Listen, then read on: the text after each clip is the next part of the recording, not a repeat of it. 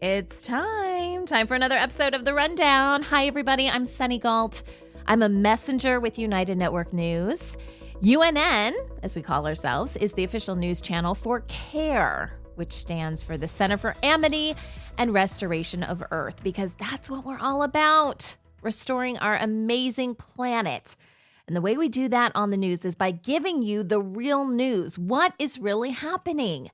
Because I don't know if you feel this, but there is an energy right now on this entire planet, and we are becoming more and more able to discern what's real and what's not real. And I can tell you right now, what's not real is what the mainstream media is reporting. What's not real is what alternative media are reporting. They are two different sides of the same coin, because all the information gets filtered through the CIA, basically. So it looks like we've got two different sides telling two different stories, but really the narratives are all created. Nobody's getting real information.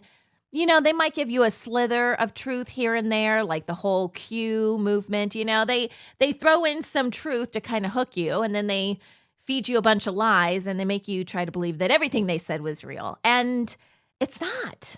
There's just a lot of lies. So we have a newscast that we do that is released through our online distribution platform, which you can find at unitednetwork.tv. And our newscasts come out every Monday, Wednesday, and Friday. On this podcast, we highlight some of the stories we cover on the newscast, because I think it's important that everybody has access to this information. And our complete newscast is behind a paywall. It's not an expensive paywall, but nonetheless, that's going to stop some people to, have access to the content. And we really want this to get out there in as many places as possible. We just have to pay the bills as well.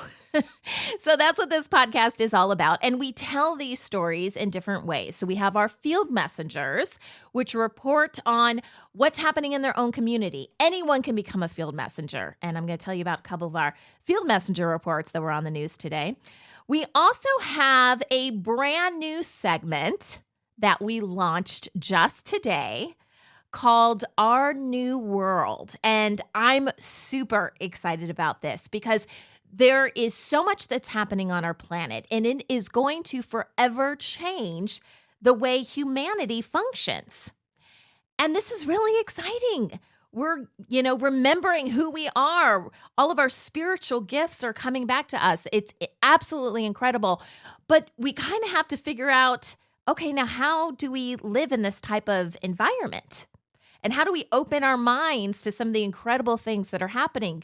Because for so long, we were told we were these weak, kind of pathetic creatures that, needed help from the government and help from whatever pharmacy and, all this kind of stuff. Like we couldn't function on our own, but that is the furthest thing from the truth. Sometimes we have to get it through our heads, how special we really are, and other beings on this planet as well. It's not just us humans, but obviously the content we talk about on the news is focused on what we need to function as humanity.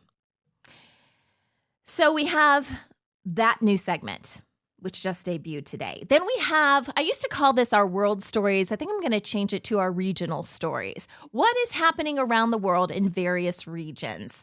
And we made a pact that we are no longer just talking about governments for the sake of governments, because governments are collapsing.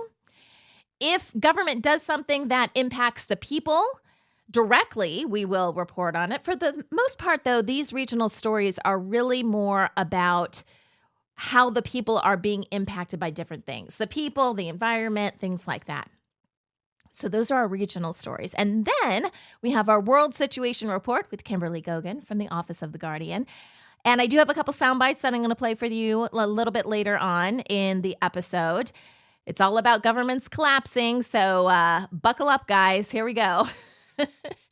And so I just want to forewarn you, if this is the first time that you are hearing our content, that you are learning about UNN, maybe you were scrolling for podcasts on Spotify or Apple Podcasts, Google Podcasts, and you meant to click Tucker Carlson and instead you clicked UNN. I don't know. Just know that we do things differently, and the things that we talk about, you are not going to hear anywhere else. So if things sound a little out there to you, like, holy cow, I've never heard anything like this before, maybe we get you a little bit out of your comfort zone, that's good. That's actually a good thing. I would encourage you guys, just stick with us. Even if you feel, maybe a little uncomfortable because the information is stuff you haven't heard before, that cognitive dissonance starts to creep in, just sit tight, okay? Because as you listen, this is going to make more and more sense to you. If you're open to it, you have to be open. You have to start thinking critically and not just believing people because, they said it and they're an elected official or they've got this title or whatever. None of that means anything because most of those people are just puppets. We have to start thinking for ourselves and asking questions. And on that note, we're going to get started with the rundown for Monday, October 2nd, 2023.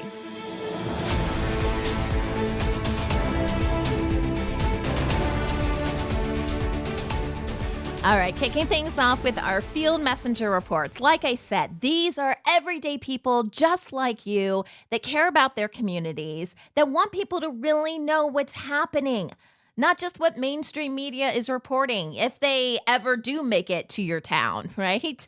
Now you have an opportunity to tell the world about the truth of what's happening locally for you guys. And we've got a couple stories I want to share with you today.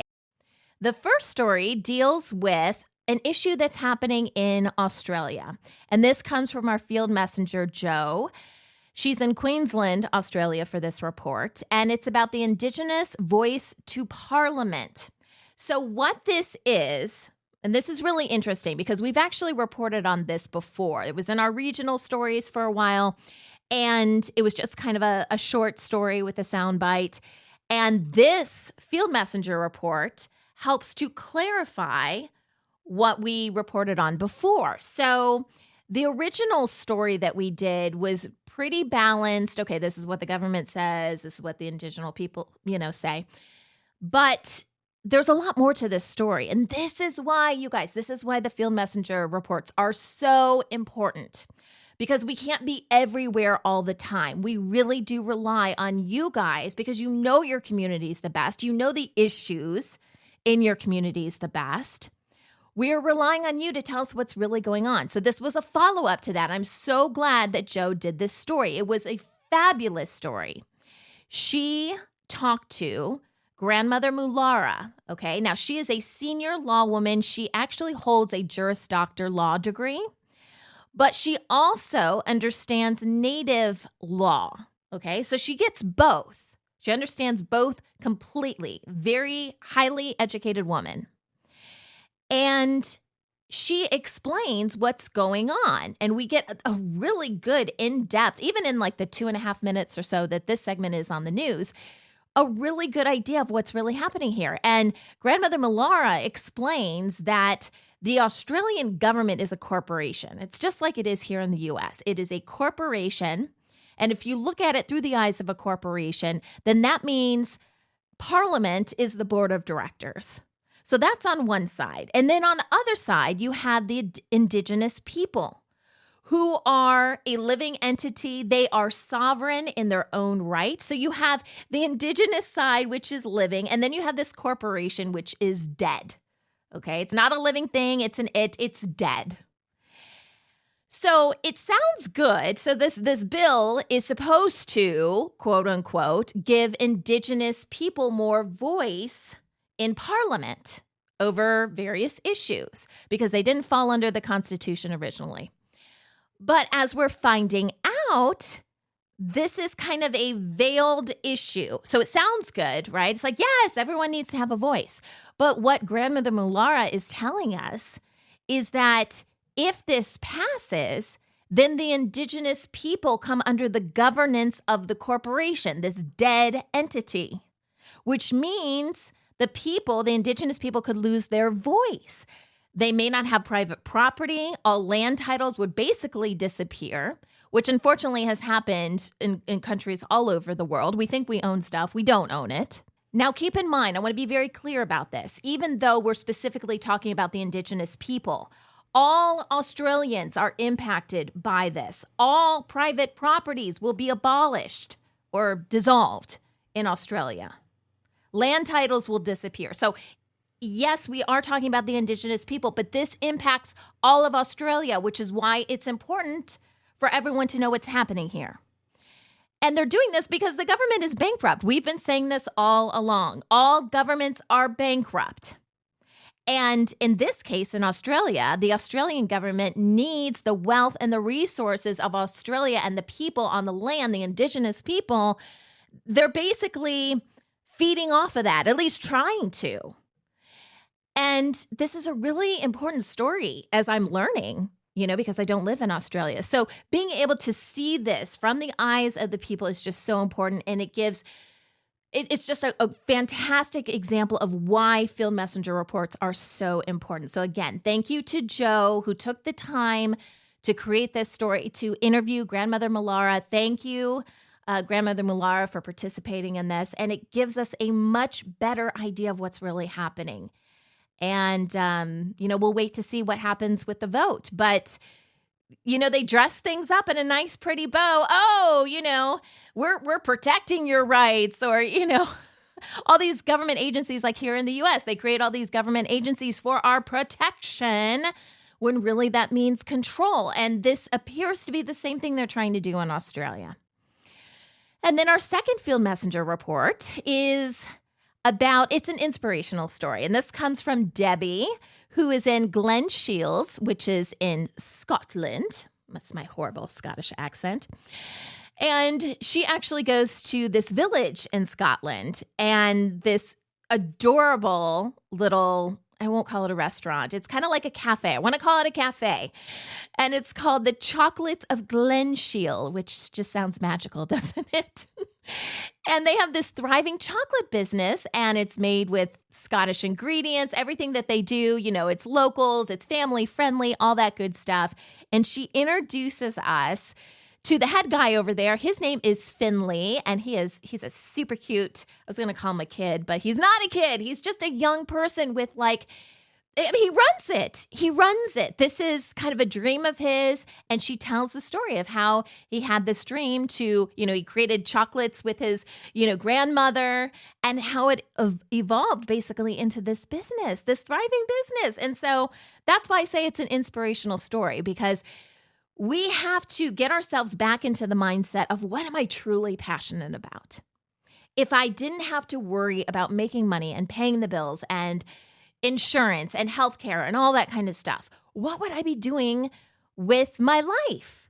How can I give back to humanity? And the way you do that is by doing things that you love, so you can help other people.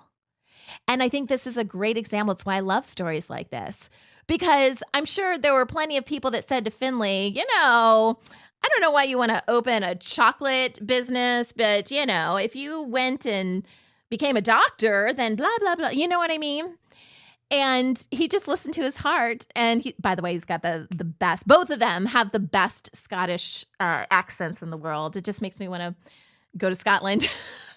And so anyway, so you can check that out. By the way, the website is chocolatesofglenshiel.com. And I believe Glenshiel is Glenshiel. So if you want to check it out for yourself, get some visuals, go ahead and head on over to the website. As I mentioned, we have a brand new chunk of content. I got to think of a better term for that. Segment. I don't want to say segment. That sounds too newsy. But we have this new section on the news called Our New World. And this is all about how things are changing in our world and how we can embrace this new world and the things that are happening. And it's not just things that are happening on the planet, it's things that's happening within us and spiritual things that are happening. It's just incredible. And then our eyes are being awakened to our relationship to the planet, and really how everything we need can naturally just come from nature. There is no need for all this synthetic crap. Like we're done with that kind of, way of life. All that is being phased out. So out with the old and in with the new. And that's what this content is all about. So we kick things off with an interview with Carrie Kay. Now, if you're not familiar with Carrie Kay, she's got a great YouTube channel. We interviewed her for another one of our shows called Real Talk that was just released over the weekend. But I met with Carrie on Friday of last week, and we did some recordings. And this is the first recording that we have released. I recorded a few more that we'll release in the news in the coming months.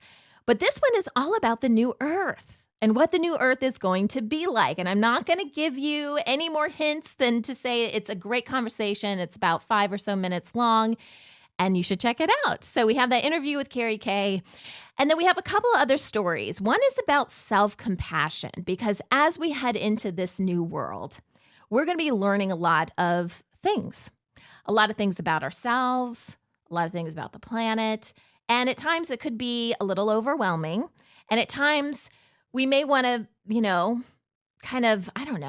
be frustrated with ourselves because we're like, yeah, why didn't we know this before? If I had known this before, fill in the blank. But we have to have self-compassion because you don't know what you don't know. So we thought it was important to do a story on self-compassion, the importance of it, and why we need this, as we start to relearn and remember who we are. A couple more stories in this segment. We have this great story about this woman from China who turned a desert green. How does she do that? It's simply by growing trees and plants. And what I loved about this story, it was another story of perseverance, because we talk about how when she originally started planting, everything died. Like less than 10% of the stuff actually survived. But then she would tweak things and do things a little bit differently. And she learned and she grew from that until she literally turned this whole desert green, which is incredible. And, it just shows you can do anything when you put your mind to it, right? And when you don't give up. That's the reason we ran the story. Don't give up, because you may find yourself in a similar position in the near future. And it's just about, you got to keep going. And that's what she did. And then we have this story, which I thought was kind of cool, about oyster shell paint. Have you ever heard of that? Well, there is paint that's made from oyster shells that can help cool your roof. So you know how your roof or even your walls or whatever, they get really hot and then it feels like you're just like in a microwave, just baking, or like in an oven baking. So this paint takes the calcium from an oyster shell and it actually makes the paint much more durable. And when you apply it in multiple layers, again, this is for your roof, not necessarily your walls, your roof. When you apply this in layers, it protects 90% of the sun's rays and it reduces the, total degrees in your home. Now, of course, I'm in the US, so I'm going to go with Fahrenheit here, but it can reduce it by 45 degrees. Not to 45 degrees, just take it down 45 degrees, which is incredible. And this is what I mean when I say we're going to be learning all these amazing things that are naturally just part of our planet. Why have we been using all this synthetic stuff in the past? Well, because people can, trademark it, copyright it, whatever, put a patent on it, and then sell it for a lot of money. That's why that's been going on. But there's natural ways to do this. And I think it's beautiful when these stories start to come out and we can share that with you guys. And now for our regional news, formerly called world news. Because again, we're dividing things up on the news into various regions. So the big story, and we're going to talk about it here in regional news, and we'll talk about it again in the World Situation Report, is the shutdown bill, or what's being called the stopgap bill for U.S. Congress. So for those of you who don't know, maybe you don't live in the U.S. or you just didn't hear, the U.S. government was on the verge of a shutdown. And at the very last minute, out of nowhere, they signed off on this stopgap bill. But here's the thing, they still didn't get any money. So it begs the question, what in the world happened? So let me give you a little bit of background here. So we've talked about the Rothschild family before, a very wealthy family with a lot of influence. And a representative from the Rothschild family, basically, they were trying to create a delay. The Rothschild family needed to delay things because you can't say that all governments are going to collapse, okay? Because then they lose their influence. And so they wanted to create a delay. Congress said, in order to create a delay, we need $16.8 billion. And then the Pentagon chimed in and says, you know what? We need $2.3 billion.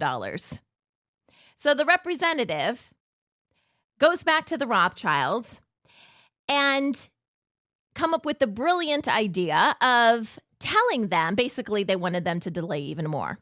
So they told them, meaning Congress and, well, really just Congress, that they needed to pass a stopgap bill in order to receive the funding.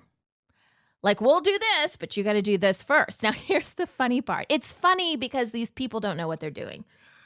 So the Rothschilds are thinking that it's going to take Congress a long time to do this, because when has Congress done anything with any kind of expediency? It doesn't happen, right? Someone's got to get up and talk forever, and then they got to argue back and forth and vote a few times, whatever. It's a mess. The system's completely broken. So they're thinking it's going to take them a while to pass this. Obviously, that didn't happen, because I feel like I blinked and then suddenly Congress had signed this stopgap bill. So whoopsie. So what happened was they were promised money by Sunday. If you do this, we're going to get money. No money came on Sunday. And that's why I'm going to leave it for now. We're going to talk about this more in the World Situation Report. But we did have this story as part of the regional news just to tell you guys what happened, because we had people reaching out once Congress signed this stopgap bill going, wait, did Kim fund the government? What happened? No, she didn't give the government any money, and they still don't have any money. They were promised something, then this happens all the time. They're promised something, they do something, they don't get the money, and then it repeats itself. So we're hoping the cycle is almost done, and people are really losing faith in the Rothschild family. They're realizing they're broke. They can't keep any promises. Okay, moving on. Our next story is about a bill that was vetoed in California by their governor, which is Gavin Newsom. That's his name. And it involves the workers that are currently striking in California. Well, not even just currently striking workers, but striking workers in general. And it is a bill that says that the people striking in California are not going to receive unemployment checks. And this impacts a lot of people because there are people all over the world right now that are striking, and that's in a lot of the news stories that we've been covering lately. But there's been a lot of hotel worker strikes. You guys, I'm sure, have heard about the strikes in Hollywood. So you've got the writers striking, and I think they may have or is it the actors? One of them just kind of wrapped up. I think it was the writers wrapped up. But you still have actors that are striking, that are, part of their actors union. And now they're finding out that they're not going to get any back pay, essentially. They're not going to be able to file for unemployment and get money because they're striking. And the reason the governor says that he vetoed the bill is because their unemployment fund debt is projected to hit nearly, get this, $20 billion by the end of the year. So when we say governments are broke, that also, we're talking about state government here in the U.S., but they obviously don't have money either, and they are racking up credit and debt as well. So it's not just federal governments. I don't think a lot of people realize how much money in various ways that the state governments get from the federal government. So if the federal government is broke, it's going to impact the states. And it's going to be really interesting once the federal governments start to fall, because then a lot of this is going to fall on the states. And it's going to be interesting to see how all of this gets worked out. And our final story that we're going to talk about is about going green. You guys hear that a lot, right? Everybody has to go green. It sounds like, I don't know, a great thing to do for the environment, and probably even a healthy thing too, depending on what we're talking about, right? And this story that I'm about to tell you just accentuates how ridiculous some of these green initiatives are. So this is about Lufthansa, okay, which is Germany's flagship airline. And they have been encouraged in some way to completely shift to green fuels. And they did a breakdown of what it was going to cost them, and not just in terms of dollars, but energy consumption. And they basically came out waving their arms going, hey, we just want to let you know, if you want us to switch over to this e-kerosene, it is going to dramatically impact Germany's energy consumption. In fact, they said it's going to consume half of Germany's total electricity output. How ridiculous is that for an airline? I mean, it's their biggest one, but still, for one airline. And Germany is already dealing with a power deficit. They are actually relying on imported electricity right now because the government shut down their nuclear power plants. So let's just say this airline was willing to do this. This would cause so many more power shortages, and who knows how it would impact the country overall and, their competitiveness for jobs and, various industries. If you don't have power, what are you going to do? So I'm telling you this story because when you see stories out there about things going green and electric this and that, we have to really think about this as a whole. Think about the situation as a whole. Do you have everything you need in order to do what you say you're going to do? Great, we're all going to have electric cars by 2030. Is that even possible? Okay, take out of the equation that that's not even the best thing for the environment based on the way, the cars are behaving completely erratically now and batteries are blowing up. But even to get the cobalt and everything needed for the batteries, we're destroying our planet. But take that out of the equation for a little bit. Do you have the infrastructure to actually do what you say you think you want to do? Do we have the charging stations for these electric cars? Now, I'm talking about electric cars a lot because that's what gets talked about a lot in the news. But this is just one more thing. So thank goodness this airline is coming out going, time out, guys, time out. Have you really thought this through? Which, of course, the answer is no. In today's World Situation Report, Kimberly comes on the show. She's, of course, with the Office of the Guardian, and is helping our entire planet and humanity transition towards the light and get rid of all of these people that are trying to harm us. And so we're trying to work with as many people as we can. There are really good groups out there, really good organizations, really good companies that just have really bad management. It's basically like all of our governments. It doesn't mean the people are bad. We just have horrible people that are leading us, right? So if there is a way to work with these different groups, just get management out of the way, then we would prefer to do that on some level.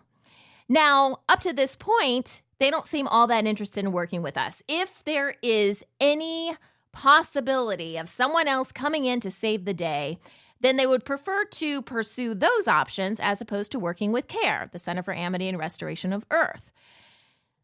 And they have their reasons for doing that. I mean, this is a very old system, you guys. This has been in place for thousands and thousands of years. And it's always worked a certain way, towards the dark. But now we are in a light-based system, and things do not operate that way anymore. But a lot of people haven't gotten the memo, or they didn't even know how all of this was set up from the very beginning. So they're having a hard time trying to figure out what to do next. So I have this soundbite that I'm going to play for you. Kim goes over the government shutdown, or, at least what was happening during that time and their decision to work with the Rothschilds and how much money they thought they needed. Oh, I didn't even tell you the best part. In addition to the billions of dollars that Congress said that they needed to, push forward with this stopgap funding bill, they also said to get everything back up and running, like business as usual, they would need $6.4 trillion.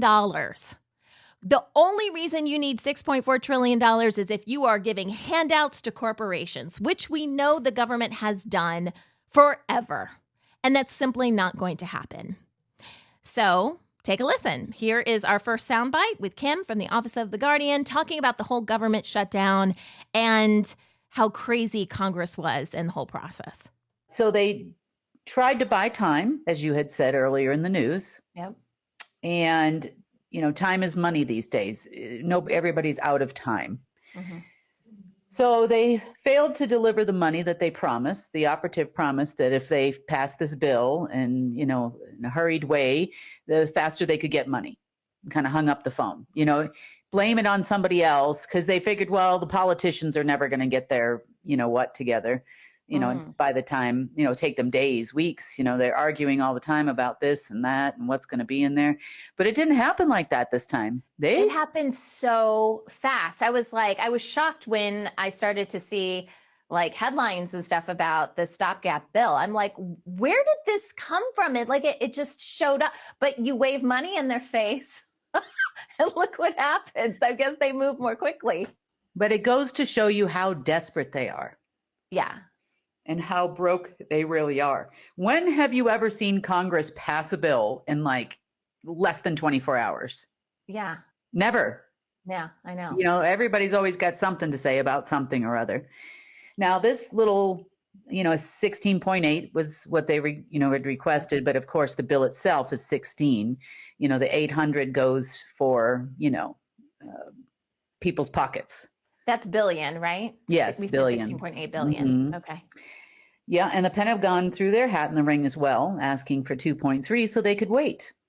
But of course, nothing happened. If it wasn't a brilliant strategy, I couldn't have done it better myself.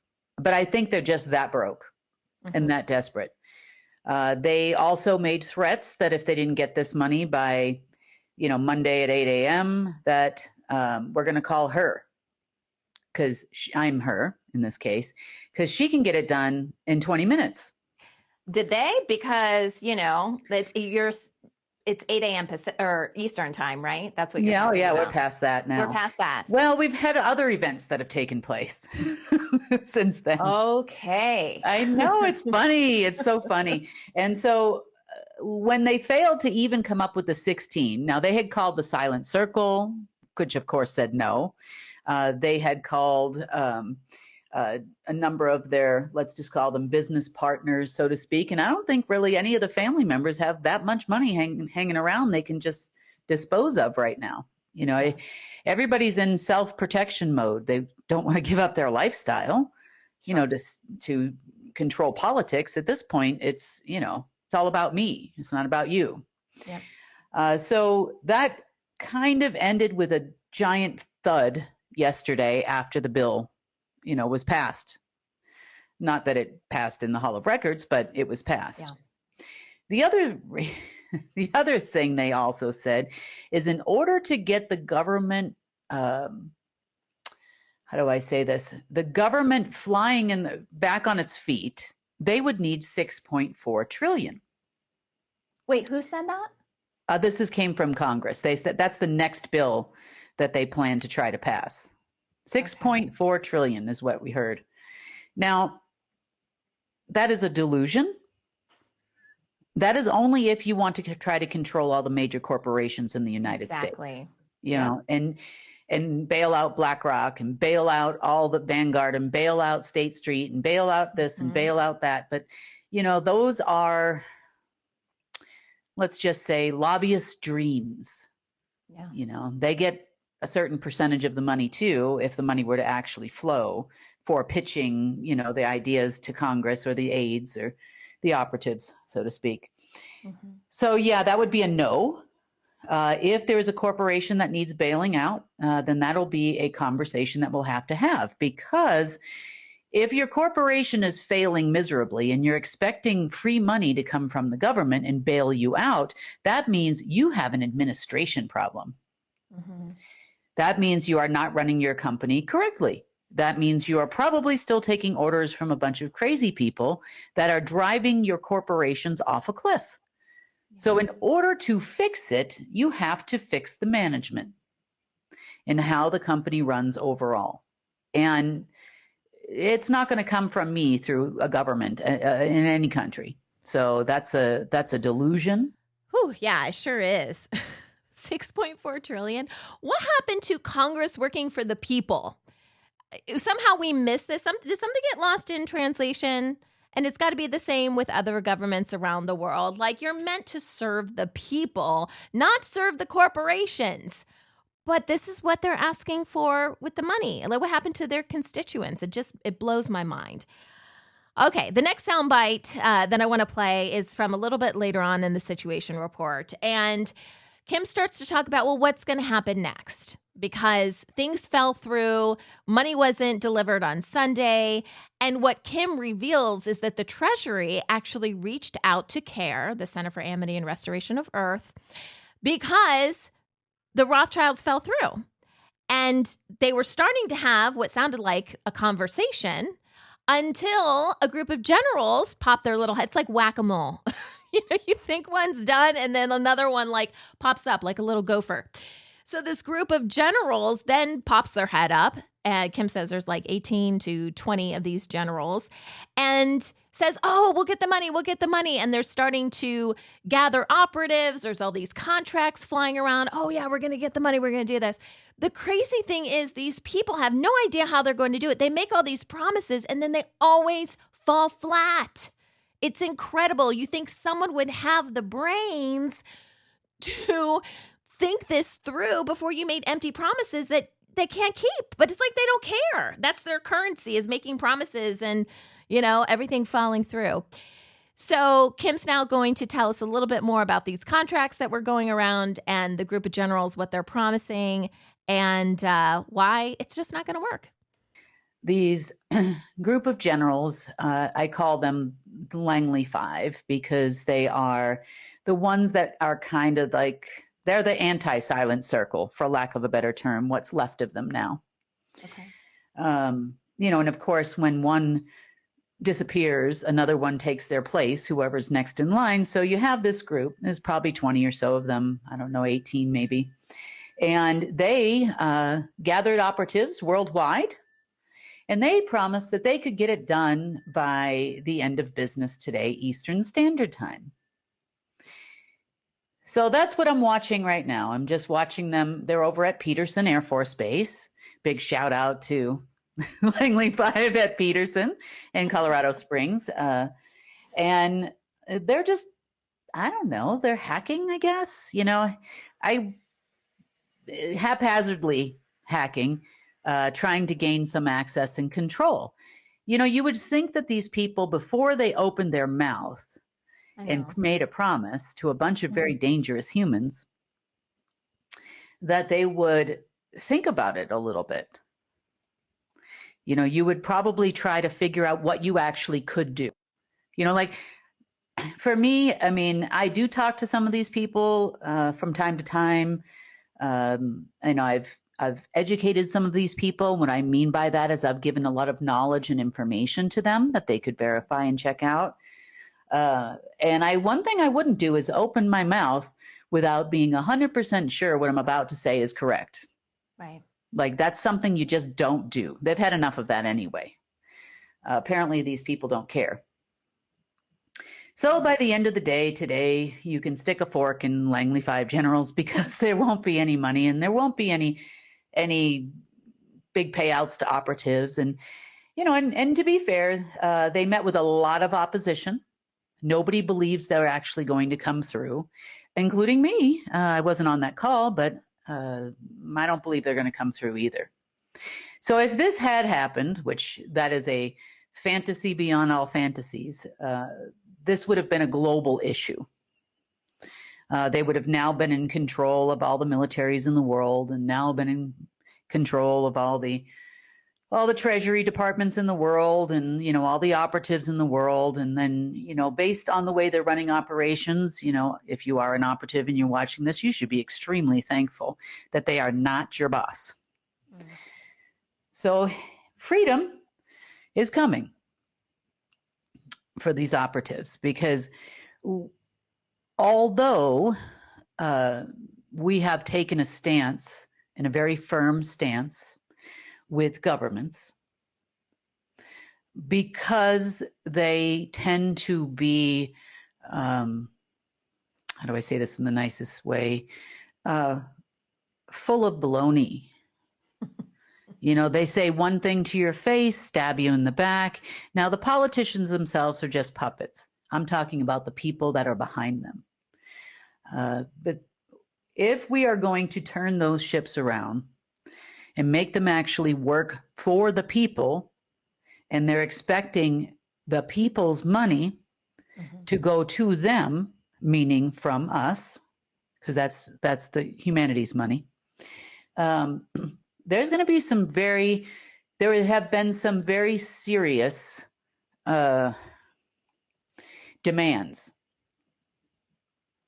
And it's not that unpleasant. Because the Treasury Department, after Rothschild failed yesterday, called us first until these new people said, wait, we can do it. And the demands were, number one, CARE and the GIA get paid first. We have a fee for doing this job. We get paid first. That means that all of the operatives that worked very hard to restructure things over those few weeks, a couple of months back, will now be employed and paid. So that is number one. Number two, we need a copy of it. I don't want the 5,000-page fluff and stuff. I would like a spreadsheet. I want numbers. That's all I need is numbers. This is a funding thing. When you go to a bank to get a loan, they don't really need a copy of War and Peace that is your life story. They need to know your, point blank, a mission statement, what we're setting out to do, and some numbers associated with that. There will be transparency this time. No games. Number three, there are bills that are about to come out that will pass. No games. Look, I understand it's pay to play in Washington, D.C. and in every country's government. So I'm willing to help get these people paid. But every bill we put forth will pass. It will be ratified in the Hall of Records. You will announce it on international television that this is what you're doing. What kind of bills, Cam, are you talking about? The entire student loan program will be revamped and revised. Anything that's more than 10 years old should probably be written off. These people, otherwise we'll all be trying to pay student loans with our Social Security, and that's the way the system currently works. Mm-hmm. Okay. There'll be a merit-based program. So in other words, if you had to take out a student loan to go to university or college, as it's called in America, then and you do manage to get a certain grade point average, then at the end, once you graduate, then that loan can be written off. That makes sense, mm-hmm. Right? There is something, a part of this that eventually in the future, once humanity understands and respects the new way of living, mm-hmm. that will happen over a period of time, then they probably don't need to pay for university. And education will change completely anyway. You can combine universities with research and development centers. One is a profit center, one wouldn't be. And then you can pay all your teachers a much better salary, and it'll be self-sufficient, and you won't need us much longer. But that takes time to restructure. So in the meantime, these are the things that we need to do. There is something, as far as, I've experienced, with my own life as a mom and in business, and people respect things more when they have to buy it, and mm-hmm. So I was pretty stressed out in college about student loans and trying to make as much money as I could to take out as little loans as possible, and Pell Grants and other things that were available at the time. And I'm like, oh my God, I can't repeat this class. I'm going to pay double. I can't have that happen. I got to get this work done. And, you're up crazy hours. I was working full time, but, and it shouldn't have to be that way, but that's a change that has to be made. And that's a federal thing. Okay. Number two, we will completely revamp and revise any kind of disaster relief programs that we have. They will include new things. They will take away some things, And I'm not so sure that I really want the people. No, not all the people at FEMA are bad, but the management is horrible. And their managers are horrible. Mm-hmm. So things like this is what I'm trying to say. Okay. There'll be a lot of talk about in the future assurance and other things that will be offered. Other government programs will go away because they don't need them anymore. Mm-hmm. Assurance and Essentials kind of takes care of the entire human health services section of government, or whatever it's called in your respective country, national health services. So we've got to restructure this. Next, we do not need to fund private corporations unless you are buying toilet paper for the entire military.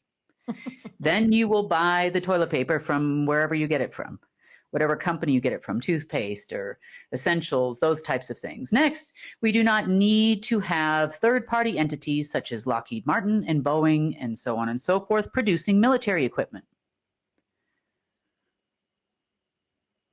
That needs to be produced, especially as it relates to highly sensitive projects and programs, because if you know the parameters by which, for example, a military jet, operates, then you know how it's going to move, how it's going to maneuver. You have all of that backdoor information, which is sold to every other country in the world.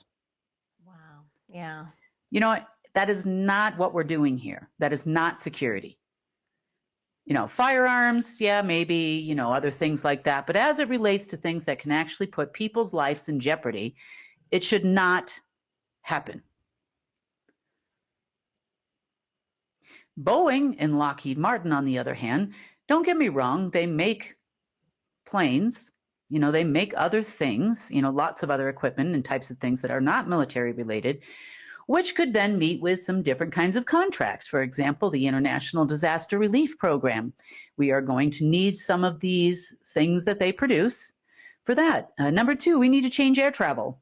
Bottom line, there'll be money for research and development grants and those types of things because we are not going to travel like cattle anymore.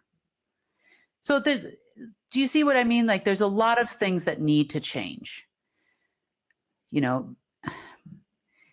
This whole thing about, dependency on governments for everything, and it was structured that way on purpose by my predecessor and then through the people that these people continue to listen to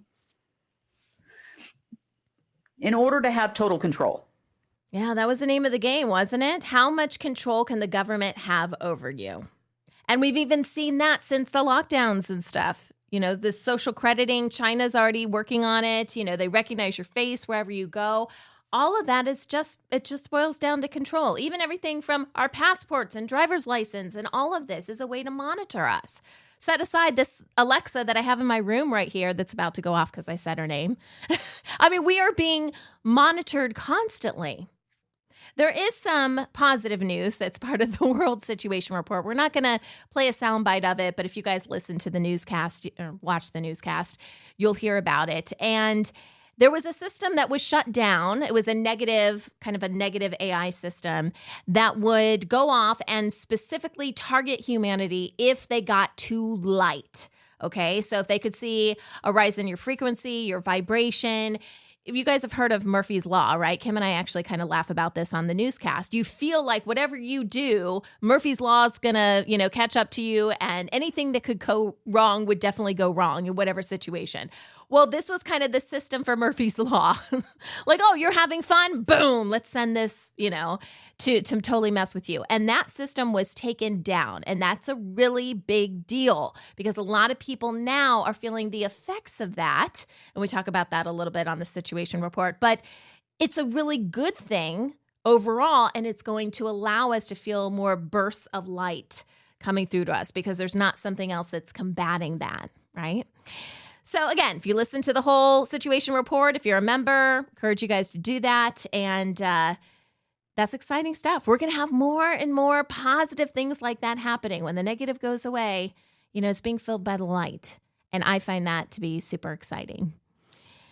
So what do you do now, right? We gave you guys a lot of information, probably some terms that you can look up, keep asking questions, search online, try to get to know this information a little bit better. Again, if it felt a little bit out there for some of you, I get it. We've all been in that boat. Even if we get it now and we understand, there was a time that most of us, I was not born awake. I was not born thinking, that the government functioned in this way. I had no clue up until about 3 years ago. And for me, my wake up process was like that. I was like, just one day I was like, well, they're lying about COVID. What else are they lying about? And then, boo, I was drinking out of a fire hose. So I get it. I've been in that stage before, and we're all still learning. We're all still growing. I don't think it's going to be a very, very long time, if not ever, do we stop learning. But we're going to be learning the truth. And that's totally different than being fed a bunch of lies, right? So check out some of the stuff that we talked about today. Keep asking questions, think critically, be open-minded. For those of you that are just like, oh, this is a lot, I don't know if I can take this. My cognitive dissonance, ouch. I get it. Just have an open mind, okay? Because we truly have been lied to about pretty much everything in our world. And it's going to take a little bit of time. And, we shouldn't feel bad about that. Again, that's why we ran the story earlier today about self-compassion. Have compassion for yourself. It's not your fault, But now is your opportunity. You have this information now. What are you going to do with it? Because if you're listening to this podcast now, I don't think it's, just haphazardly like, oh, I just happened to turn this on. No, I think it's intentional on some level. You're supposed to be hearing this stuff right now. So then the question becomes, what are you going to do with it? If you know other people that you want to wake up, that you want, to have this kind of information, that maybe you're on the cusp. I have people like that in my family that they know something is off, but they've been so programmed to think certain things that, they're a little bit far off on what's off, but they naturally, it's like their conscious is, telling them, come on, move it along, will you? So if you know people like that, I encourage you to share this episode with them. Share the whole podcast. Have them subscribe. That would be amazing. We're on all the podcast platforms. And if you want more information, you can head on over to unitednetwork.tv. You get all of our newscasts if you become a member that you can watch anytime. All of our world situation reports, and we also have original series. We've got great health and wellness content from the GHWC, the Global Health and Wellness Consortium. So you can get all of that on unitednetwork.tv. If you want to connect with us, I encourage you to do that on Telegram, and I will include the links in the episode description. So we've got CARE, Center for Amity and Restoration of Earth. We have a general updates channel for that. And that's where we post stuff. You can comment under a post, but it's not just a group where you can just comment all over the place. So we've got that. We have United Network News Channel, which posts all the field messenger reports as they're released, and also the newscasts. And then our UNN Field Messenger group. So if you're thinking about becoming a field messenger, you want to submit a report, and maybe you need a little bit of help, we have an amazing production team that can help you put your stories together, help you figure out what angle to take with your story, all that good stuff. So again, all the links are below. This is The Rundown, and I'm Sunny Galt for United Network News, signing off.